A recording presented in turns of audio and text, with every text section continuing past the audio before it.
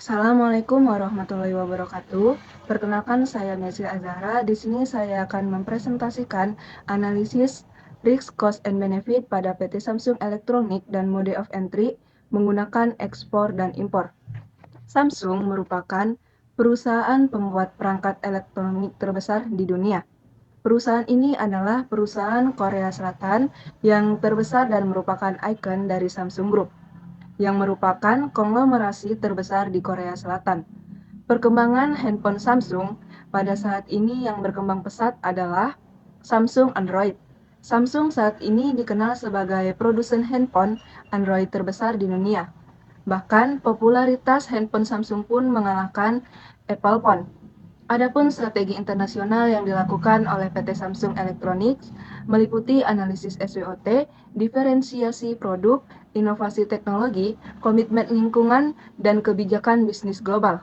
Semua strategi ini digunakan untuk meningkatkan keunggulan bersaing dan memperluas pasar, serta untuk mencapai tujuan bisnis yang lebih luas. Mode of entry yang digunakan PT Samsung Electronics menggunakan ekspor dan impor.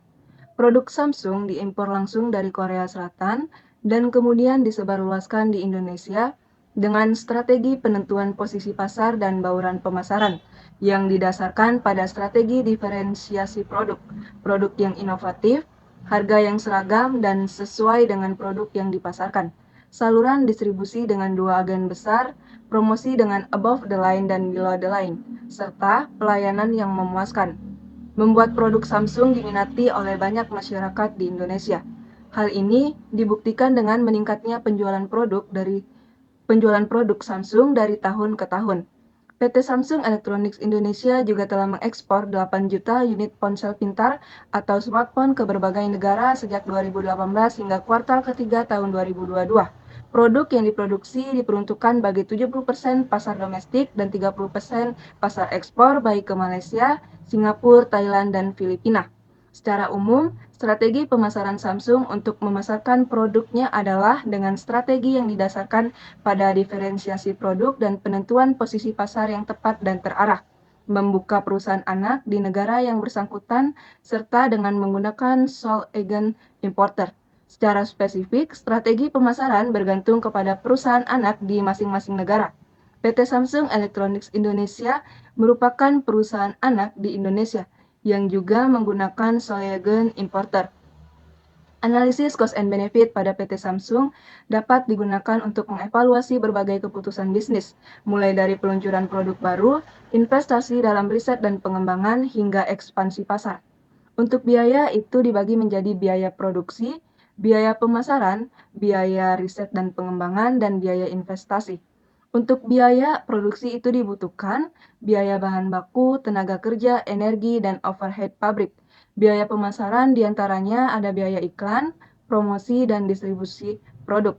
Biaya riset dan pengembangan ada biaya untuk mengembangkan produk baru atau meningkatkan produk yang ada. Dan untuk biaya investasi, ada biaya untuk membangun pabrik baru, membeli peralatan, atau mengakuisisi perusahaan lain. Menentukan biaya produksi Samsung secara pasti untuk tahun sekarang dan sebelumnya itu adalah hal yang cukup sulit karena adanya kerahasiaan informasi.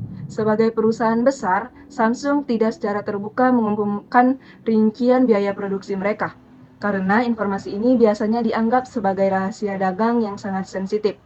Sebagai perusahaan teknologi global yang besar, Samsung menghadapi berbagai macam risiko yang dapat mempengaruhi kinerja dan keberlangsungan bisnisnya.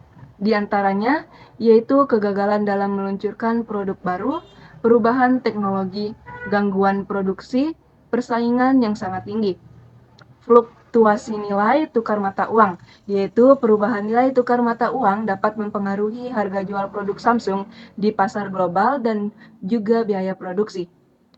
Selanjutnya ada manfaatnya yaitu peningkatan pendapatan seperti peningkatan penjualan produk, peningkatan pangsa pasar untuk menarik lebih banyak konsumen, peningkatan efisiensi untuk mengurangi biaya produksi atau meningkatkan produktivitas, peningkatan reputasi merek untuk meningkatkan persepsi konsumen terhadap merek Samsung. Sekian yang dapat saya presentasikan. Mohon maaf bila ada kesalahan kata. Wassalamualaikum warahmatullahi wabarakatuh.